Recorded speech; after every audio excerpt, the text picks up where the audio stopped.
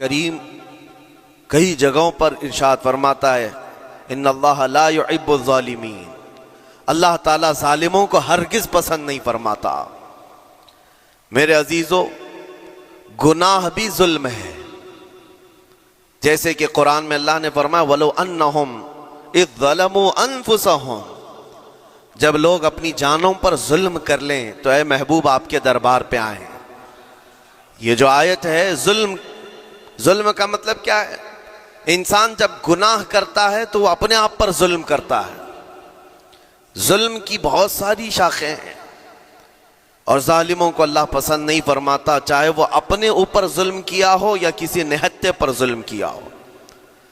آج دنیا میں جو حالات ہم دیکھ رہے ہیں، ظالموں کا ظلم عروج کو پہنچا ہوا ہے، اور قرآن پاک میں رب تعالیٰ نے ظالموں کی نشانیاں بھی بیان کی، ایسا نہیں کہ یہ پہلی مرتبہ ہوا ہے۔ اللہ تعالیٰ فرماتا ہے وَكَم مِّن قَرْيَةٍ أَهْلَكْنَاهَا، کتنی بستیاں ایسی ہیں جن کو ہم نے ہلاک کر دیا۔ رب تبارک و تعالیٰ نے ان کو ختم کر دیا کیونکہ وہ ظالم تھے۔ ظالموں کی بستیاں جو ہلاک ہوئیں، قرآن پاک میں 3 مثالیں آپ کو بتاتا ہوں۔ ایک نوح علیہ السلام کی امت اور ان کی آبادی، دوسری حضرت لوط علیہ السلام کی قوم، تیسری حضرت صالح علیہ السلام کی قوم۔ یہ تینوں قومیں ایسی ہیں، گناہ میں تو تھی لیکن غرور بہت زیادہ تھا، گھمنڈ بہت زیادہ تھا۔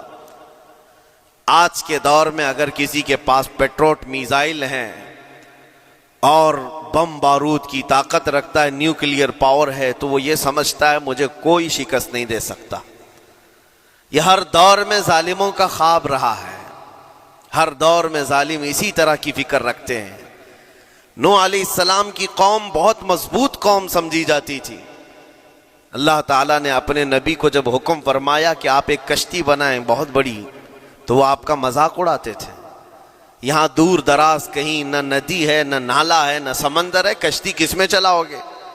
اللہ کے نبی کو پتا تھا کہ عذاب آنے والا ہے، اور اپنے ایمان والوں کو آپ ڈرا بھی رہے تھے، لیکن کفار و مشرکین غرور و تکبر میں ایسے تھے، یہاں تک کہ نوح علیہ السلام نے اپنے بیٹے کو بلا کر کہا، جو کافر تھا، کہا میرے ساتھ آ جا، یا بنی ارکم معنا ولا تکن مع الکافرین، بیٹا ہمارے ساتھ آ جا، کافروں کے ساتھ مت جا۔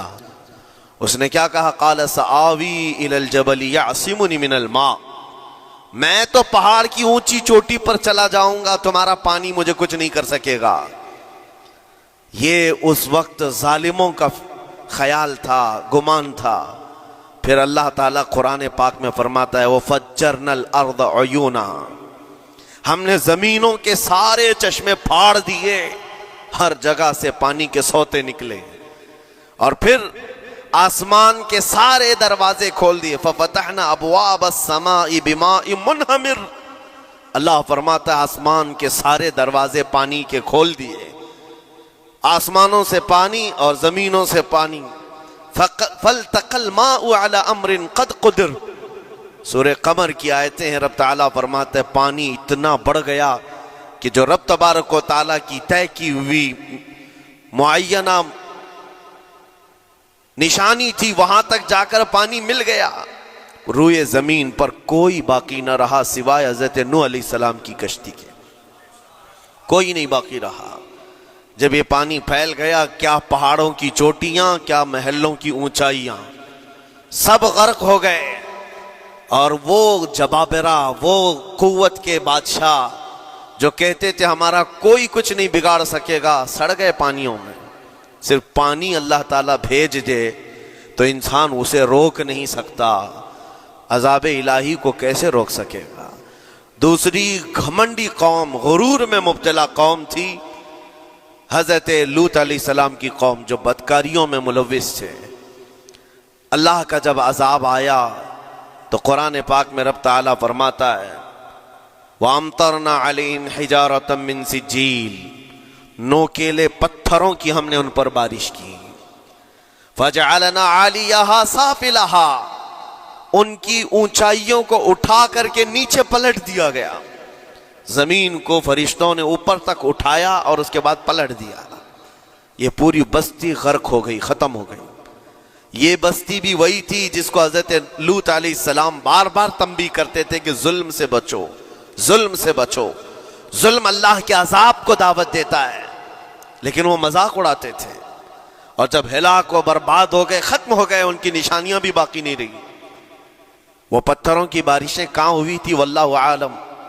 لیکن میرے عزیزو, ہم نے دیکھا ہے جہاں یہ قوم آباد تھی اس علاقے کو آج بتایا جاتا ہے وہ جارڈن کا علاقہ تھا, بحر مردار, جہاں پر آج باقی ہے ڈیڈ سی. میں خود سفر پر دیکھا, جارڈن کی ایک سرزمین پر گاڑی چلتی جا رہی ہے اور کالے کالے پتھر, جہاں تک نظر کرو صرف پتھر ہی پتھر ہیں, بہت نوکیلے. ایسے پتھر میں نے دنیا میں دوسری جگہوں پر نہیں دیکھا. آج بھی اسی طرح سے باقی تقریباً 100 کلومیٹر 150 کلومیٹر تک صرف پتھر ہی ہے. بیچ میں صرف ایک روڈ جاتا ہے, اس کے بعد نہ کوئی درخت دکھتا ہے, نہ کوئی عمارت ہے, نہ کوئی پہاڑ ہے, صرف پتھر, پتھروں کا صحرا ہے. آج کی اس صدی میں دیکھ کر کے ان پتھروں کو ہیبت طاری ہو جاتی ہے. جس وقت وہ برسے ہوں گے ان کی حالت کیا ہوگی. اور میں یہ نہیں کہتا بالضبط کہ یہ وہی پتھر ہیں جو برسے تھے, واللہ عالم. لیکن میرے عزیزوں, نشانیاں آج بھی عذاب الہی کی موجود ہیں. تیسری قوم تھی قوم شعیب اور قوم صالح علیہ السلام. یہ دونوں قوموں کے بارے میں ذکر کرتا ہوں. حضرت شعیب علیہ السلام کی قوم صرف ناپ تول میں کمی کرتی اور کفر و شرک بھی کرتے. شعیب علیہ السلام ان کو روکتے تو وہ ان کا بھی مذاق اڑاتے. اور جب عذاب الہی کے آنے کی بات کیا تو جانتے ہیں کیا کہا انہوں نے؟ یہ وہ قوم تھی جو پتھروں کو تراش کر کے گھر بنا لیتے تھے. یعنی پورے کے پورے پہاڑ کو, پتھروں کا جو پہاڑ ہوتا ہے اس کو تراشتے تھے, اور ایک آدمی کا ایک گھر ایک پہاڑ.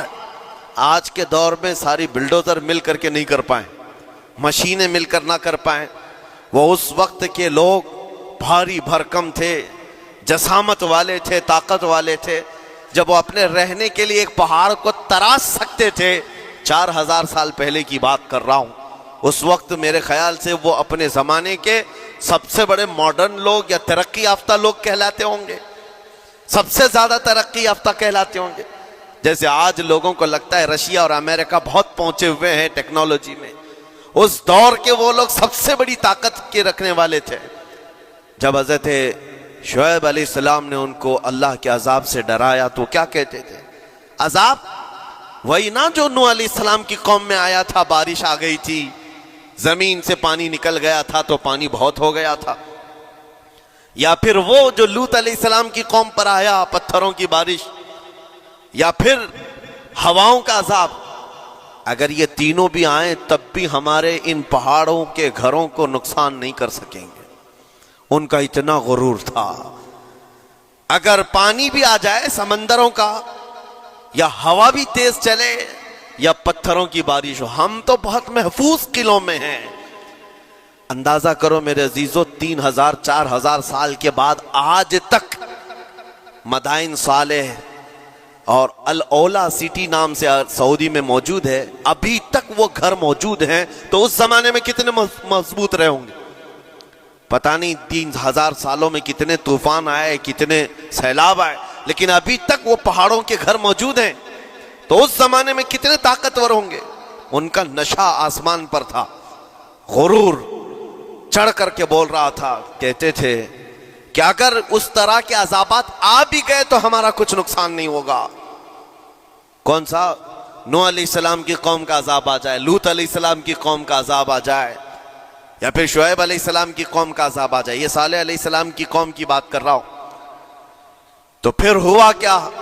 اللہ کے نبیوں نے انہیں ڈرایا اللہ کے عذاب سے, باز آ جاؤ, اللہ وحدہ لا شریک کی طرف جھک جاؤ. وہ اکڑ تھی, غرور تھا کہ نبیوں کا مذاق کرتے. پھر ہوا کیا؟ قرآن کہتا ہے صرف ایک فرشتے کو اللہ تعالیٰ نے زمین پر اتارا, ایک فرشتے کو اتارا, اور اس کے بعد اس فرشتے نے ایک چنگھاڑ لگائی, ایک آواز کی, ایک آواز.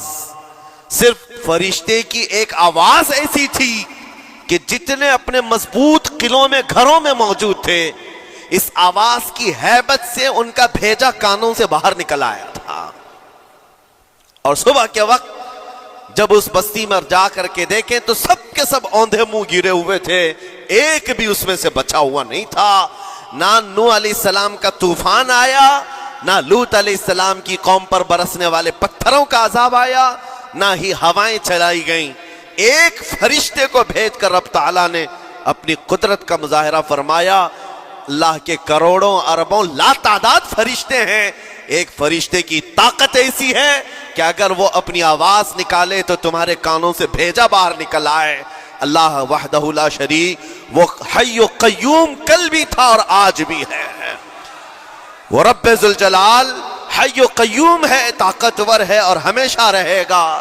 اور رب تبارک و تعالیٰ نے قرآن پاک میں فرمایا، آپ یہ آیت تقریباً 3 جگہ قرآن میں آئی، وَإِذْ نَجَّيْنَاكُمْ مِنْ آلِ فِرْعَوْنَ يَسُومُونَكُمْ سُوءَ الْعَذَابِ يُذَبِّحُونَ أَبْنَاءَكُمْ وَيَسْتَحْيُونَ نِسَاءَكُمْ وَفِي ذَلِكُمْ بَلَاءٌ مِّن رَبِّكُمْ عَظِيمٌ. رب تعالیٰ فرماتا یاد کرو فرعونیوں کے عذاب سے اللہ نے تم کو نجات دی.